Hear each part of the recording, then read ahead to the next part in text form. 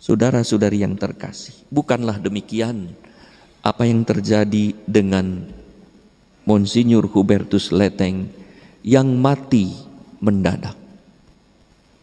Jam 6 pagi saya diberi kabar Monsinyur, sebelum misa pagi di gereja katedral ini, Monsinyur Leteng dalam keadaan kritis.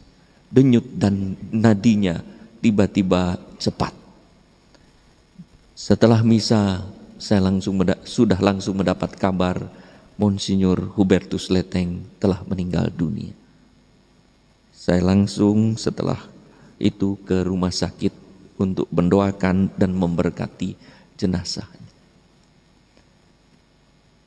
Baru minggu yang lalu berbicara tanpa ada kecurigaan akan meninggal dunia. Hanya hari Senin yang lalu setelah beliau masuk pada hari Minggu karena sesak nafas, Romo Dwi yang teman serumah pastor paroki memaksa untuk segera masuk ke rumah sakit. Beliau meminta untuk ditunda sampai Selasa karena jadwal untuk check up, tapi dipaksa akhirnya masuk ke ICU untuk cepat, dan setelah itu segera tertangani keluar dan kemudian stabil. Maka saya sempat berbicara via telepon untuk berbicara dan juga menyampaikan kalau ada sesuatu yang dibutuhkan mohon segera memberitahu. Romo Dwi datang kepada saya menyampaikan bahwa akhir-akhir ini Monsinyur Hubertus Leteng merasa kelelahan. Bahkan dalam pembicaraan terakhir ia berkata, saya sudah capek, sepertinya saya akan selesai, inilah akhir hidup saya. Ia berkata, umur saya memang 63, tetapi sebetulnya saya lebih tua dari usia itu. Dalam perjalanan 5 tahun di sini, ia tidak pernah mengeluh. Ia menerima apa adanya, mengalami apa adanya yang dialami sehari-hari. Kehidupan kaya di hadapan Allah inilah yang secara khusus diusahakan oleh para rohaniwan, biarawan, biarawati sebagai suatu kesaksian eskatologis, yaitu kesaksian di dunia nanti yang diperlihatkan sekarang. Dan Monsinyur Hubertus Leteng adalah seorang uskup yang hidup sederhana.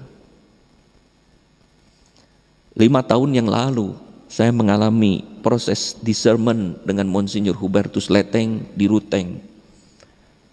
Sampai dalam pembicaraan pribadi berdua ia mengatakan, jadi saya harus mengundurkan diri sekarang.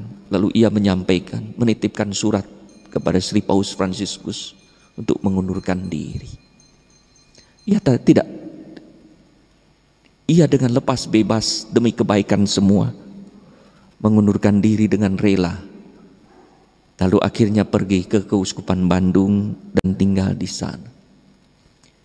Ia dikenal oleh beberapa orang sebagai yang minta-minta. Tapi lihat hidupnya, apa yang dipakai, apa yang dikenakan dalam tubuhnya. Adakah suatu kemewahan? Apa yang disimpan di dalam kamarnya? Adakah suatu kemewahan? Apa yang menjadi sarana pekerjaannya? Adakah suatu kemewahan? Tidak ada. Bahkan terakhir dibelikan keyboard kecil oleh Romo Dwi, karena kalau dia presentasi kemana-mana diminta untuk Zoom, apa yang dibawa? Dia membawa komputer, laptopnya, keyboardnya rusak. Apa yang dia tidak mengeluh, dia bawa keyboard besar kemana-mana dan dia lakukan itu. Pada suatu hari saya menghubungi beliau, tidak susah dihubungi. Akhirnya saya menghubungi pastoran. Saya mengatakan, pastor, Monsinyur, kenapa susah dihubungi? HP saya rusak. Oh baik Bapak Uskup, nanti kita akan usahakan HP baru hari ini. Menerima segala sesuatu apa adanya. Dan memang minta-minta donasi. Tapi Tapi saya lihat bukan untuk dirinya sendiri. Sampai akhir hidupnya setidaknya saya tahu ada 4 orang yang dibantu untuk pendidikan. Dan itu saya bantu, saya usahakan untuk kontak langsung dengan sekolah atau rektor atau kepala sekolah di mana anak-anak itu sekolah. Baru 1 orang wisuda dan menyampaikan fotonya. Kalau ada apa-apa, maka Monsinyur Hubertus Leteng turut pusing tentang urusan orang lain. Makanya kadang saking baiknya ia dimanfaatkan oleh orang-orang tertentu karena kebaikan hatinya. Sehingga ia harus berpikir. Kesehatannya merosot karena setiap hari ia menulis renungan untuk dibagi-bagikan. Kadang-kadang jam 2 pagi baru ia menulis renungan. Buku-buku ditulis dan diselesaikan, kini juga sedang menyelesaikan buku yang lain. Pada April yang lalu, Monsinyur Hubertus Leteng di tempat ini memberikan rekoleksi untuk para imam tentang imamat yang diberikan dengan sangat bagus.